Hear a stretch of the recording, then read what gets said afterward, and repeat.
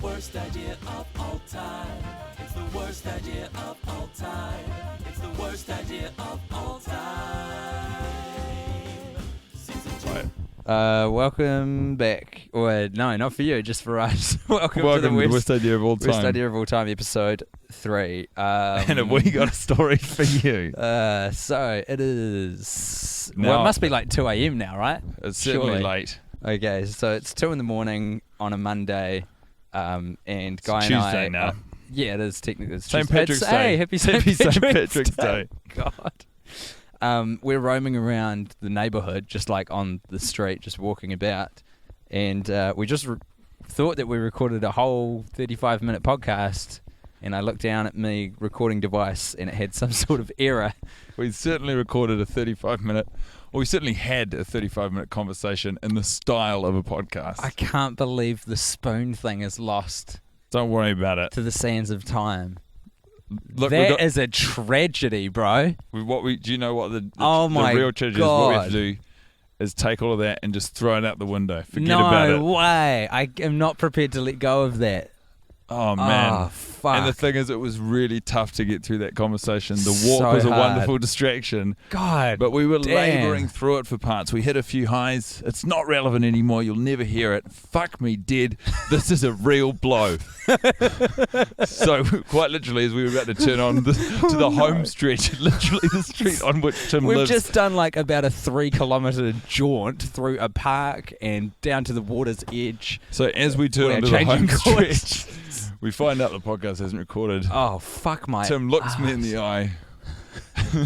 Well, you just got to rip back into it.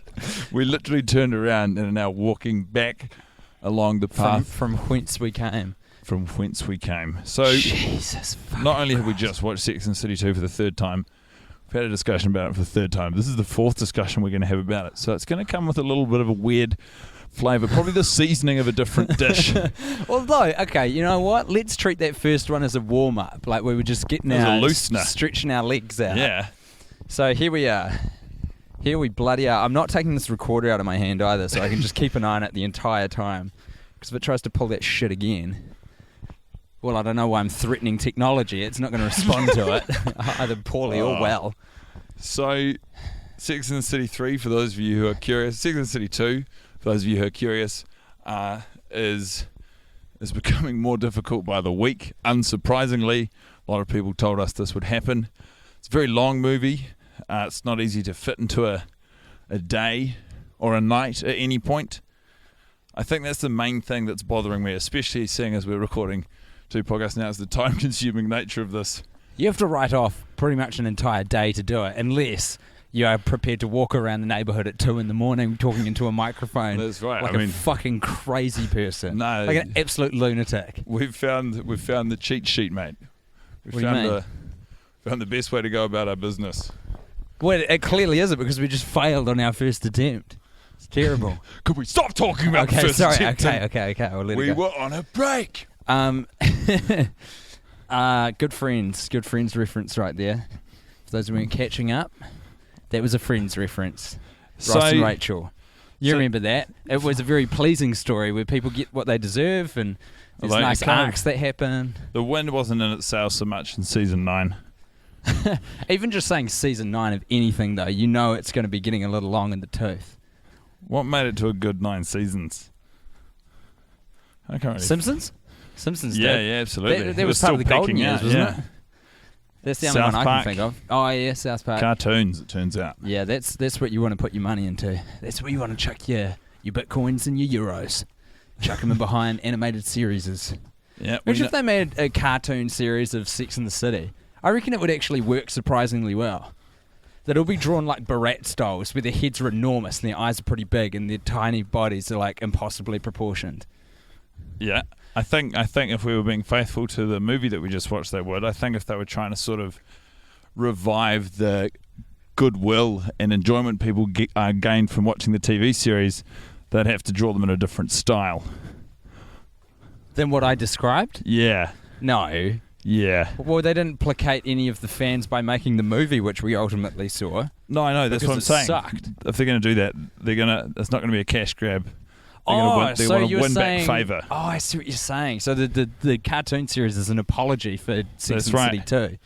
Yeah, that's not bad. And that's what the people deserve. No, but it's a different market, mate. It's like they made a series of Carrie as a teenager. It's like the Bradshaw Diaries or something. Did they? Yeah. Did you watch it? It might still be going, you know? Who knows? There's a world of possibilities out there. I didn't watch it. I just saw the promotion for it because it got a lot of press, when it first came out. Was there, I don't mean to start on a note of negativity, but we've already combed through the movie and I'm trying to think of a question that I haven't asked you so far. And yeah, you can throw one at me, mate. Never-ending conversation about Sex and the City 2. Who was your... I feel like I'm stuck in a time vortex. Yeah. It's terrible. This is purgatory. We can't think about it too much because it's actually a fucking nightmare, the situation we're in right now. No. But you go. Who did you not enjoy in the film?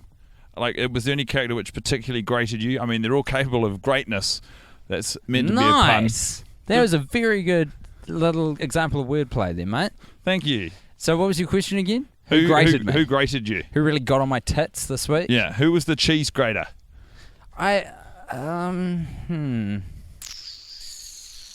Probably Miranda again. Yeah. Which I think was the same last week.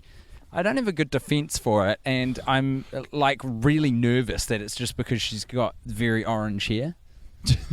That would be some sort of horrible, weird, instinctual.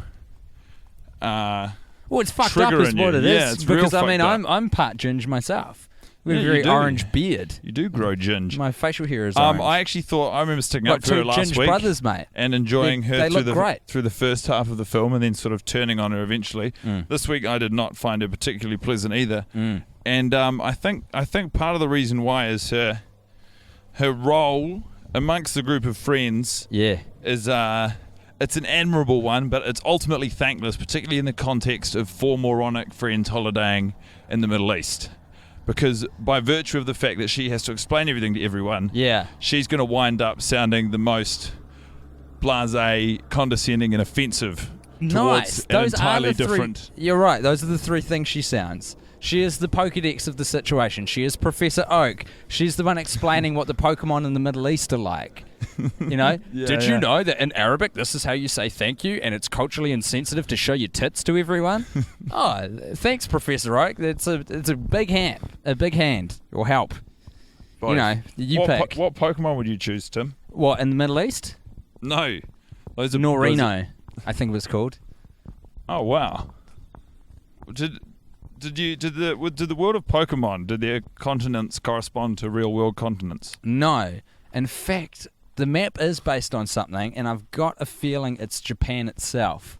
That would make sense. So, like, the whole world of... Well, I'm talking Red Blue. I'm talking OG map here. Not this bloody...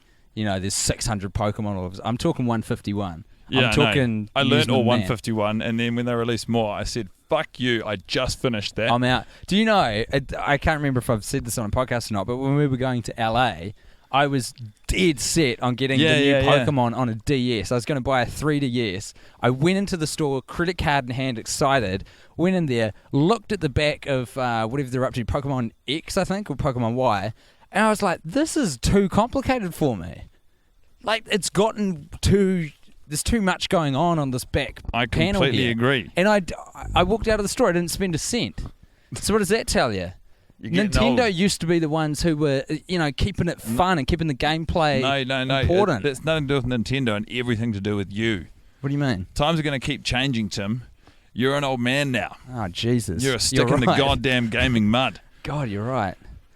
Because Pokemon for us, the Pokemon that we like, is the Pong of our youth. Shit, yeah. We are dinosaurs. It's such a boring game. Honestly, it's a miracle people stuck at it like they did. What, Pong or Pokemon? Pong, I think, is ultimately more satisfying than Pokemon. Are you serious? Pokemon's such a good game. I think I'd have an easier and better time right now playing Pong than I would picking up Pokemon Blue, Red, or Yellow. Probably Yellow because it was the most fun. You pick up all of the OG sort of Ash Ketchum Pokemon on the way around. Should we go down the Bullock track? Add a bit of undulation to this journey. I tell you what, I'm not gonna. It's very steep. I'm not gonna mind the downhill, but the gradient this is gonna create for us is gonna be this is the cool thing. You can kind of adjust the gradient by going around, so you don't come back up. You go to the left, and it's longer, but it's more gradual. I'm totally okay with it. Cool, man. Yeah, you're an athlete, mate. Look at you. You're wearing basketball shorts right now. LA Lakers basketball shorts. You are prepared for any That's situation. what I wear. Do you know what I did tonight, Tim? Actually, do you know why I'm wearing these shorts? What? Why? I went to an event, and I don't know if this is international or local. It's called No Lights, No Lycra. I think it's international. I got an invite to that. And What happened? I was and at a you comedy sniffed show. at it. Was it a comedy show? Anyway, Yes. essentially, you go to, it must be international, you go to a room. I went to a community hall, and there were about sort of 50 to 60 other people there, also wearing not basketball shorts, but similarly comfortable and breathable clothes. Yeah. And we walk into this room, and this cool kind of hippie dude who'd just been at this international music festival in New Plymouth says, "Hey, so the playlist's going to be pretty all over the place this weekend. This month, sorry. It's a monthly event." Yes. And he shuts off all the lights, Yeah. and they just start blasting like a dope playlist for an hour, and everyone just dances. I might take a leak off of here. And it was so sweaty. My entire head was saturated in a way it hasn't been since I've been for a swim. And you do it for an hour, and it's pretty much an hour with your thoughts while dancing to a variety of fantastic music. This won't end well, eh? No, what you're doing is moronic. It doesn't even work because it's at the wrong height. Yeah. You describe what I'm doing. Okay. Tim has plugged his microphone into a wire fence halfway down the Bullock track, I reckon I can just hold it. which is probably one of the steepest hills in Auckland. It's a bit of a thoroughfare between a few of the bigger I suburbs. should be over here. I shouldn't piss uphill because it'll hit you. I should piss downhill. And what he's doing in his sort of late night malaised days is trying to unfold his wang, pee through the fence while still recording an acceptable level podcast. Well, apologies, but to let you all know, because you didn't hear the first copy of this evening's events, I drank a lot of water through That's that right, yeah. Sex Tim, and the City for 2 no watch. apparent reason, set himself the challenge of drinking 4 litres of water during the movie, I think just to feel something. Yeah, that's what it was. It was like, I feel so damaged and numb. Anything would be good right now. Even And he pain. also set himself the task of not urinating. He got to about 2 3/4 litres of water. No, I drank at least 3, I reckon, because I had a bottle before I got started in the movie. Jesus, Everyone's- that guy's hoofing it up. Everyone's had a bottle before they started watching the movie, you know? If I didn't see it, I don't know about it. But anyway, and then eventually you stood up and unloaded what I can only imagine to be one of the most satisfying wheezes of your life. God, it was long.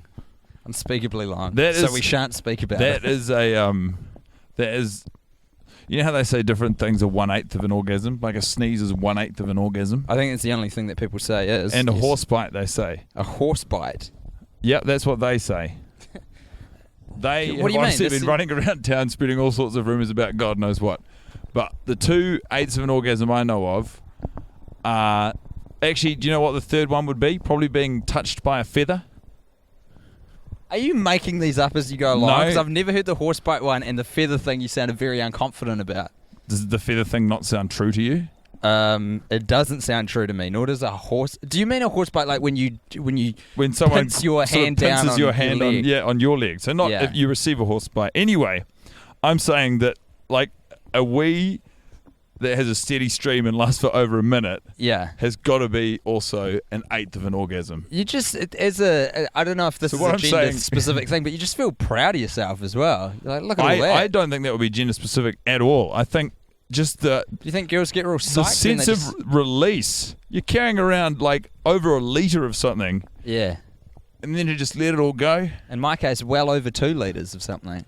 Well, yeah. Do you think you urinated 2 litres if you urinated into a bottle? It's so hard to tell, bro. 'Cause you're pissing into a body of water, so it's it's very tricky to tell.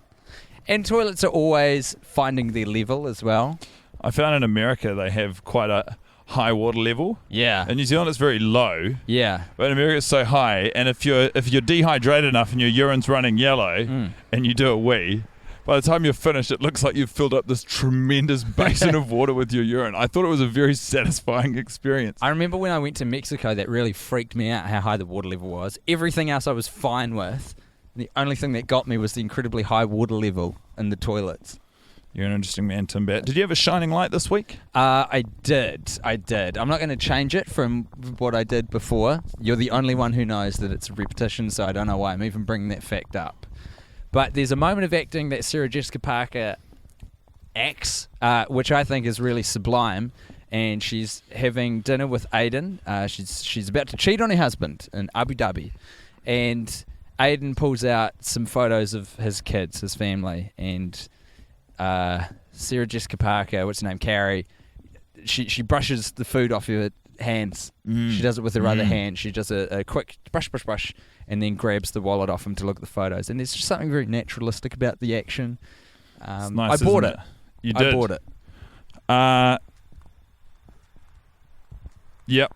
I'm not going to disagree with you. No, that's fine. You've don't told need me twice to. now. I absolutely believe that you enjoyed that moment during the movie. So what was yours then? I really get it. The question becomes, Guy Montgomery, what was your shining light? Mine was also a moment that Sarah Jessica Parker had during the film, which was when she was getting in the elevator to go on a date with Aiden, and she was confronted by Miranda and Charlotte. Let's take a load off. Should we sit down on that picnic table?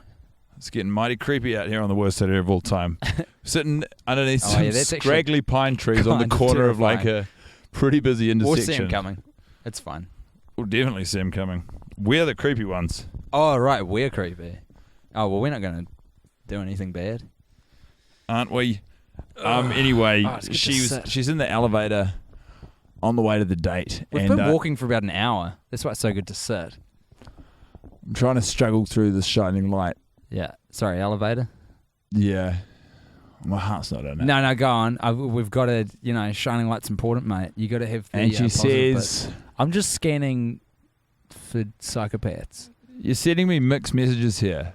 You're saying, go on, and then you're looking away and scanning for psychopaths. I'm just letting you know that my attention is fully on you, but my visual part of my brain is fully not on you. I think that there is an inextricable link right now between the visual part of your brain and the sort of attention part of your brain. Yeah, well, apologies. And that you're it's exclusively scanning for psychopaths. And I've just seen a lot of movie and then talked into a microphone needlessly for over half an hour. I understand your brain's scrambled, but I'm trying to tell you that if you didn't notice it this week or listen to it the first time I told you on the fabled first edition of episode 3. I'm the audience surrogate right now, mate. I haven't heard a goddamn thing.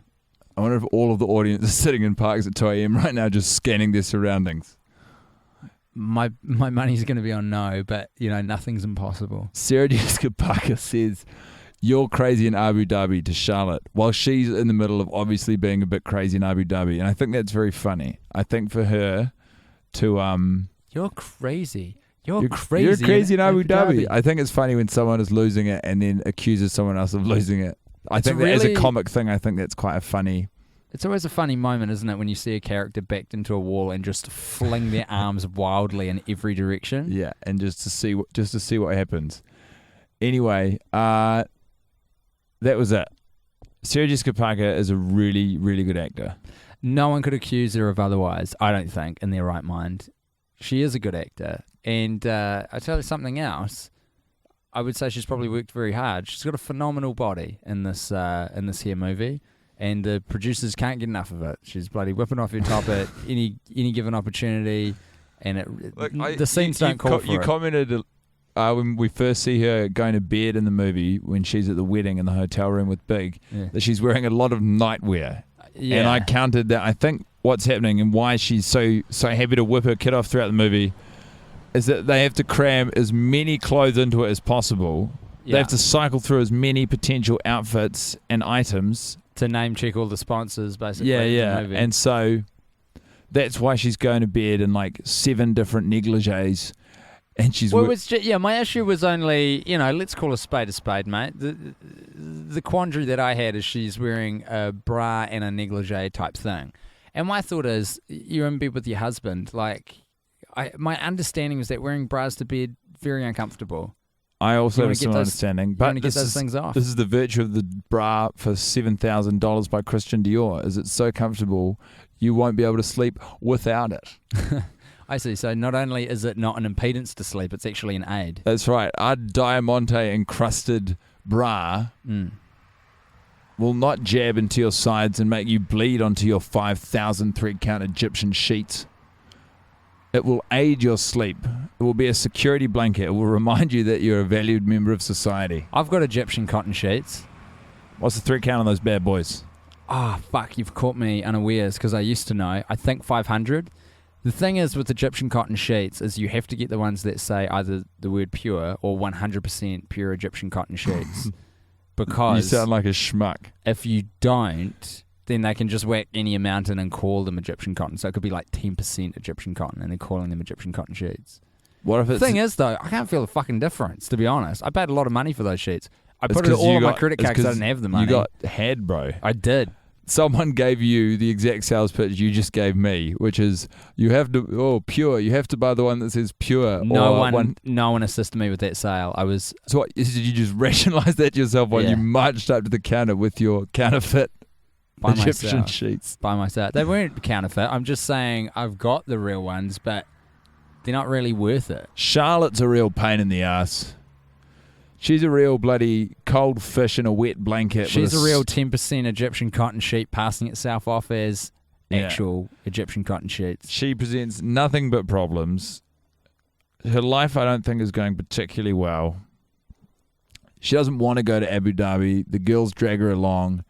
She's a real hindrance to their enjoyment in Abu Dhabi because all she wants to talk about is the fact she thinks Runkle is fucking the Irish nanny. Yeah, you can't call them Runkle, though, because it's a different... I'm not going to Entities, stop different calling him franchise. Runkle. Is Californication a real good show?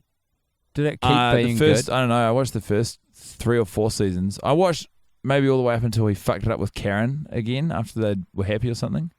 Who cares? Fuck. I can't fucking believe we're still out here in the woods. It's the middle of the night. It's well and truly the middle of the night right now. I can't It's talk quite a about weird situation. the shit that goes on in this movie again. We created a segment. Oh yeah, it's called What's He Doing? Where's he going? You might remember the extra that we poured adoration and praise on in one of the previous podcasts, who was just slamming coffees back in the background of frame while the girls are gas bagging at lunch. 1 sip of espresso, 2 sips, 3 sips, and he has finished his coffee within the space of 20 seconds. He's grabbed his newspaper, and the next shot, he's out of there. Places to be, people to see. Got to see a man about a horse. Got to deal with the horse. Got to get that horse to the racetrack. I'm raising horses now. I need all the caffeine I can get because at night time I'm researching the stats on which ones are coming first, what the good lineups are, and by day I am training the horses myself. I'm really worried about my relationship with caffeine. It is tearing an absolute fracture through the middle of my relationship with my wife. I can't sleep. I'm always on the toilet clogging the goddamn thing up because the water's so low. I don't know why we got that Australasian plumber in to install it. I much prefer the brand that we had when we lived out in Wisconsin. That thing could really take a pounding, you know? You could bloody eat salami for 3 weeks and just give that thing absolute hell and it wouldn't think 2 ways Go about hell it. for leather. Anyway, pretty much we gave you a bizarre edition of what it is, which is this guy is so motivated and such a scene stealer and he's so eye-catching that you cannot help but speculate as to what the fuck he is marching out of that door with such urgency to do. He sort of stands up, marches out like, right, off to rob a bank. Yeah. Well, I thought the horse thing will qualify. I absolutely time, think the but- horse thing is good. I feel like we're letting ourselves off the hook on the inaugural outing of the first one, which We've I got, just, don't worry. No, I'm going to just make a little note of it because otherwise it will be lost to the footnotes of history. Like Or not even sand then. through the hourglass. Not even the footnotes of history. These are the days of our lives. It'll be unrecorded. These are the primes of our lives. Days of Our Lives is the only show that I know that gets referenced in other things. Like in Friends, Joey is on Days of Our Lives, and in Grown Ups too, Days of Our Lives is on. Like it's the only show that lets other entities kind of parody it. What's that about? It's just smart. I've never seen ER featured in a different universe. Gets people you know? talking about it. It's odd. RE. It's an emergency room for religious education where heathens are taken when the devil possesses their soul to be healed by Reverend George Clooney. Oh, I like where this Religious is going. education. God damn, has he got his shirt off when he's performing these? Usually. Yeah. He's wearing his Reverend's collar though. Oh, I like that. And he It's says, like a sexy butler. yeah. Like a stripper butler. People walk in and he goes, demon, out. And then half the people walk out. And Is he he goes, Catholic? No, you're not the demon. The demon is in you. Please, come back in. Is he Catholic or is he Protestant or what? He's sort of just like, he's just the most generic brand Christian. Speaking of religion, Yeah. in the movie, there's a couple at the wedding at the start of it who are big fans of Carrie Bradshaw. The wife is, I can't remember her name. And her and her husband are both very excited to meet Carrie and her husband Big, and talk about their marriages and compare and contrast them. These two people are some smiley, sort of reasonably freaky motherfuckers, and I'm absolutely convinced that they're Mormon, because they just turn on her Yeah. as soon as Carrie and Big tell them that they don't plan on having kids because their marriage is unique. On a dime, eh? They're just like, well, I'm not going to talk to you, and frankly, I don't respect what you're doing as a person anymore. I might have read your books for 20 years and have been actually literally comparing my life to yours over that entire span of time, but the fact that you're not going to reproduce tells me you're insane. And Joseph Smith did not come here from on high in 1954 or some goddamn freakishly recent year for you to tell me you're not copulating, fornicating, and shitting out new human beings. It's all there. It's all there in the text that he discovered about 150 years ago. Our sacred In scripture. the bottom of a Lucky Charms box Apparently Mormon that no one else could look into. is like a slightly offensive term. That they Yeah. just they took the power of the word back, and I appreciate a group of people doing that. It's Do you? yeah, good on. Well, I just mean, like, if there's a word out there that's got negative connotations and it's disempowering for a group of people, I like the fact that language is But so I don't fluid. think I understand what you're saying, It's the Church of Latter-day Saints. but I don't think Mormons, like, they're not necessarily heavily oppressed. They don't have a long, storied, like, history of oppression. They just decided that they were going to believe in this weird belief system, started marching around yelling at everyone. And Hey, everyone's like, I'm not here to tell people not to be a Church of Latter-day Saint person. that's true. What do you call them? Do you call them a Latter-day Saint? I guess they're not a saint themselves. Mormons is certainly the easiest word in my opinion. Well, it is. It is, which arrives back at the initial point, which is, apparently it used to be vaguely offensive. Maybe it still is. I apologize if it is. Sometimes, To our Mormon fans. and this is the thing about language, sometimes I'm an ignorant piece of shit and I accidentally say awful things without meaning to. And all I can do is try and learn as much stuff as humanly possible, which is why I'm always on the internet, just reading articles. You're reading for the people. I'm reading to try and get rid of my own ignorance. Reading's important. You know? How noble. When you're not reading, you're watching Sex and the City 2. Yeah, so I'm about, treading water at the moment. I'm about keeping an even keel. I'm not sure about your impact, Pat. It's pretty much at zero, but if I didn't keep up the reading on this tread, it's like being on a hamster wheel. If I stop running, which is reading on the internet, it will kick my ass and I'll be flung about like a cartoon. I'll be on the roof of the thing and then slammed to the ground. I think the good thing about having to record this podcast twice is it is a lovely night for a walk. This has got I'll to be give you close that, to Auckland. perfect walking temperature. I will give you that. It's beautiful. We haven't been attacked once. I don't want to jinx it. I probably shouldn't have said that. I'll give you the credit for that. Your scanning was second to none out in that park. Thanks, mate. There's just trucks going by at this time of night, What a life that would be, to be a truckie. So many people do it. So you need truckies in an industrialised society. Absolutely you do. You're just in there and your truck, it becomes kind of like your house for hours, driving around in that cab. That's why you see those little photos and trinkets. You got to make it your own. It's your office. I've got quite a romantic notion of that. If I had to... Life on the road. You have some bad shit went down at some point, go and move to America and become a long-haul truckie. Like, how cool would that be? And you're talking on the RV to Yeah. other truckies out there. If you were a talkback radio host and you got a call from someone who said, and you're like, what do you do for a living? I drive trucks. You're like, okay, I'm in safe hands. This person's going to at Dude, least have a story. I would always get calls from truckies on my radio show. It's and not I a would bad concept always, for a talkback radio show. I would always appreciate it. And I'd Trucker always talk. give them a massive shout out. Surely there's a some sort of Midwestern radio station called Trucker Talk out there, which is just truckers talking about their... I think by default, a lot of talkback stations in the States are entirely comprised in certain cities and things of just truckers. And I'd listen to them. I'd listen to what they have to say. Tim, Going into a country and listening to their talkback is a great way to learn about the worst parts of their culture. yeah, it's a great way to sort of find out about the different brands of idiot Yeah. who are living in that place. Talkback radio is hilarious. Tim, what I do want to say to you, Yes. and I don't mean to keep bringing it up, but I did, and this is for the audience as opposed to you, Tim, that we've got a lost episode somewhere out there in the wildness. We've that got is two now. They're keeping Greyland. each other friends. There was one in Wellington, That's and right. now there's one sitting around on the streets of Greyland. floating above us in podcast heaven, talking to each other about what could have been. Yeah. Anyway, Yeah.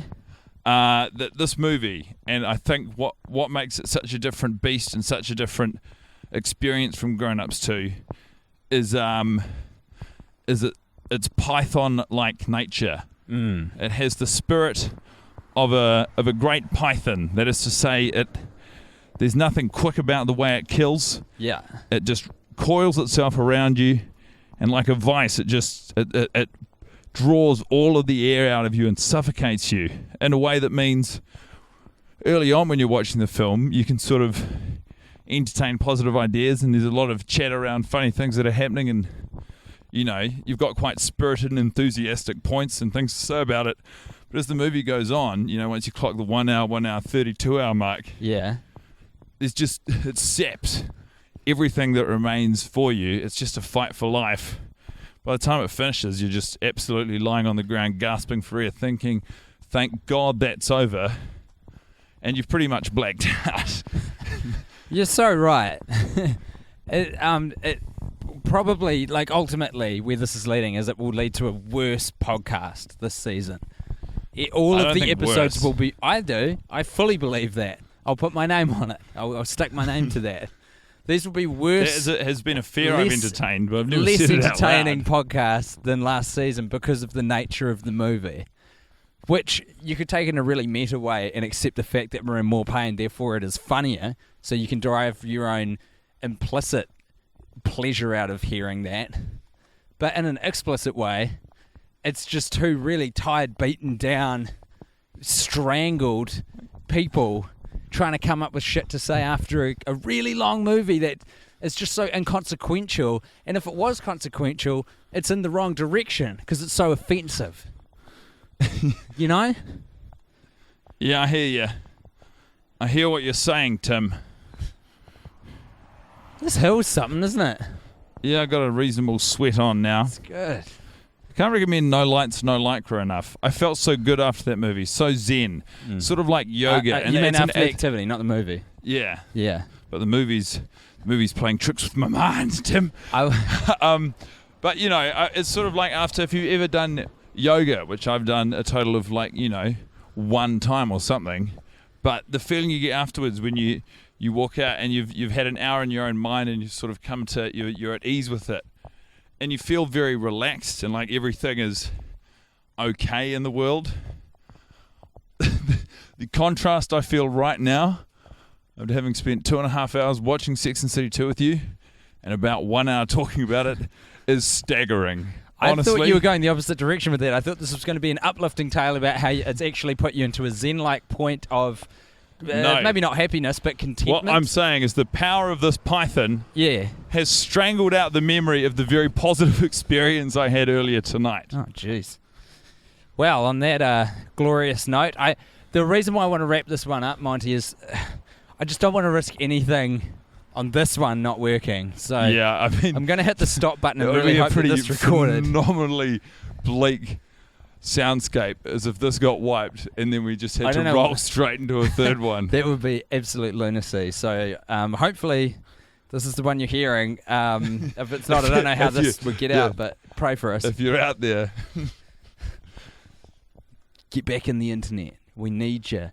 Also, I'd like to allude to the fact that after the first 5 watches of this movie, we're allowed our little treats. We're allowed to bring guests in. We're allowed to partake in a beer or two. And I think that might lighten the mood a bit. I've already got one of the rules, I reckon. Yeah. Which is every time there's an outfit change, drink. Jesus Christ. You're a madman, Bat. But like for core characters you only. also had you gals. turned to me with a very funny idea about 1 hour and 45 minutes into the movie today, which was we should watch the movie together in total silence. Oh, yeah. Yeah. Because a lot of the security of watching the movie with each other is that we can natter away through it. And we do, and we make speculate japes and shoot the breeze and discuss what's unfolding. laugh at what's happening in our plight, but a vow of silence through the whole thing. Now that's going to be crazy. a uniquely lonely experience. Yeah. It's going to be a lot of eye contact. We're both going to feel very different. Should we do that next? I think so. Go around? God, it'll be a bloody challenge. Will we be in Melbourne at that point? Melbourne, Australia? Oh, by the way, for the love of God, if you are in Melbourne or you know anyone in Melbourne, you've got to come to my and Guy's shows. They're 2 different shows, but fuck me. I forgot to promote it in any way, shape or form. I have not advertised it whatsoever. You're really splashing around out there in the ocean right now, eh? So just like, you got to come along. Tim Bat's show is called Tim Bat Explores the Human Experience. Yeah, it's an hour long and it's just me. So make of that what you will. But you should come to it. Yeah, it'll be good. It starts on the 25th. It goes to the 7th. Anyway, just Google around. You'll find it. At the start of this at the start of us realising that we should do this, I felt iffy about plugging them, but I thought, you know what, this is our podcast. We haven't advertised anything on this goddamn thing except exactly. for Blaze fucking pizza. This podcast has cost me so much fucking money. And time. Yeah. But we got a trip to LA out of it, thanks to you guys, and that's the main thing. But anyway, Guy's show is called Guy Montgomery and Rose Metafeo, Our Friends. Is that right? I'm part of 2 shows there. I'm doing one for the first 2 weeks called Snort, which is an improv show. It's a great little time. Bloody hop on down if you're in Melbourne. And the other one's called Guy Montgomery and Rose Metafeo, Our Friends. Yeah, and if you've got an issue with us plugging our shows, go fuck yourself. I really mean that from the bottom of my heart. Like, I know it's obtuse and it's not the usual thing that we do on this podcast. And it's absolutely no good to you if you don't live in Melbourne. Yourself. You need to tell everyone you know who might potentially know anyone in Melbourne, because I have probably sold 0 tickets at this stage and I'm doing like 8 nights. You keep that chin up, Tim Bat. You're a real go-getter. You're a real heartbreaker. You're a real winner. I also need to write the show. You're one of life's rare gems. I don't know if that's the strongest sales pitch. Yeah. Okay, so the next episode, are we going to commit to the silence thing for the next? I don't think we should lock it in for necessarily the next one, because we don't know what the circumstances will be. This is true. We don't know what the context is. But the idea's out there. It'll be with that, like, it'll be before 10. It'll be before episode 10. We'll do one where we monks. Thank you for listening. Sorry about the confusing nature of the experience. Not as sorry as I am for ourselves. I apologize for nothing. Absolutely nothing. I would like to show gratitude to you for being a clever enough person to be listening to this podcast, because only the best people do. Have a good day. Buy a stranger a treat at the supermarket. Yeah. Yeah. Let's start that Haley Joel Osment wave of good times. Definitely buy Haley Joel Osment a treat at the supermarket. Yeah, if you see him, buy him a treat, because, you know. God knows he needs it. He needs something. All right, we'll end it there. So, bye.